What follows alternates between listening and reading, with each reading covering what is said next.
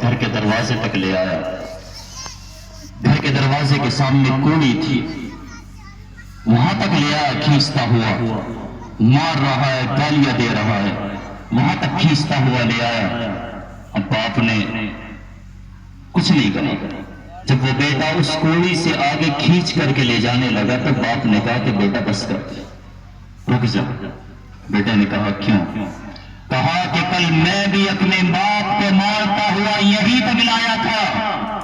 اگر تو مجھے اس سے آگے لے کر کے جائے گا تو کل تیری اولاد تجھے اس سے آگے تک کھچیرتی ہوئی لے جائے گی، تجھے وہاں تک مارتی ہوئی لے جائے گی. یہ زہریلا سلسلہ ہے جو نسلوں کے اندر داخل ہو جاتا ہے. آج تم نافرمانی اپنے والدین کی کرو گے، کل تمہاری اولاد تمہاری نافرمانی کرے گی، آگے چل کے ان کی اولاد ان کی نافرمانی کرے گی. معاشرہ اٹھا کر کے دیکھ لو، کڑوی حقیقت تمہارے سامنے بیان کر رہا ہوں. آپ دیکھ لیں معاشرے کے اندر، میں صاف الفاظ میں اس بات کو کہہ رہا ہوں، جنہوں نے اپنے والدین کو ستایا ہے اور والدین دنیا سے جو ہے ناراضگی کی حالت میں رخصت ہو گئے ہیں، آج ان کے ساتھ میں ان کی اولاد کیا معاملہ کر رہی ہے. دیکھ لو اپنے گریبانوں میں جھانک کر کے، خود دیکھ لو. بیان کرنے کی ضرورت نہیں ہے، اس چیز کو بیان کرنے کی ضرورت نہیں ہے.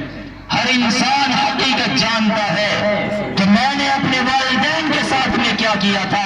آج اولاد وہی معاملہ اس سے بدتر ان کے ساتھ میں کر رہی ہے. اگر یہ چاہتے ہو کہ والدین تمہاری اولاد کل چل کر کے تمہارے ساتھ میں حسن سلوک کا معاملہ کرے، اگر تم یہ چاہتے ہو کہ تمہاری اولاد کل تمہاری فرما برداری کرے، تو میرے بھائیو یاد رکھنا، آج تمہیں اپنے والدین کے ساتھ میں حسن سلوک کا معاملہ کرنا ہوگا.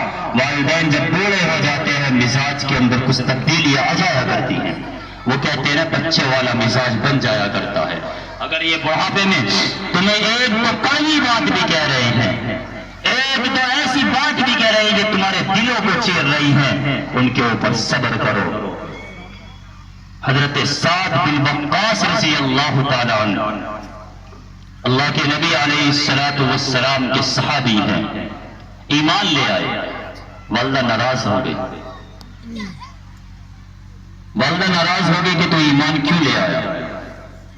والدہ نے کہا کہ میں تجھ سے بات چیت نہیں کروں گی جب تک تو اس دین سے واپس نہ پھر جائے.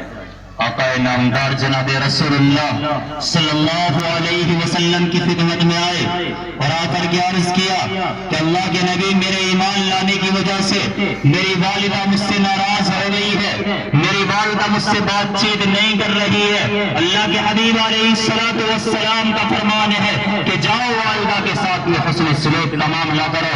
روایات کے اندر آتا ہے کہ والدہ نے کھانا پینا چھوڑ دیا، کھانا پینا بند کر دیا.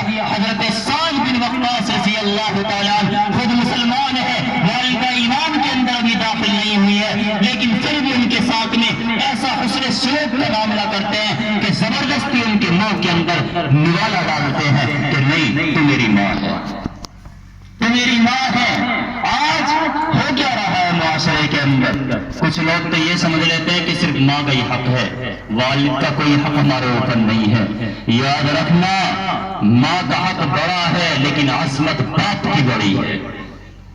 عظمت باپ کی بڑی ہے. حق ماں کا بڑا ہے لیکن عظمت باپ کی بڑی ہے. اگر ماں کے پیروں کے نیچے جنت ہے تو باپ اسی جنت کا دروازہ بھی ہے.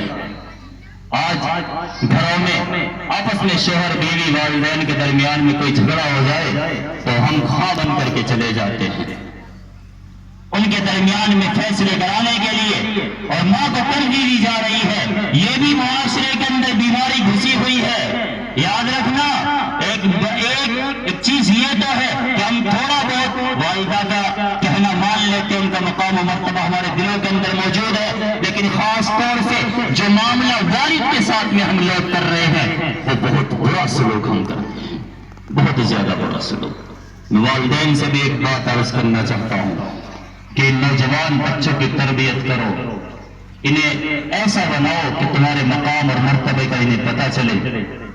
جناب حضرت مولانا و مفتی عبدالسمیع صاحب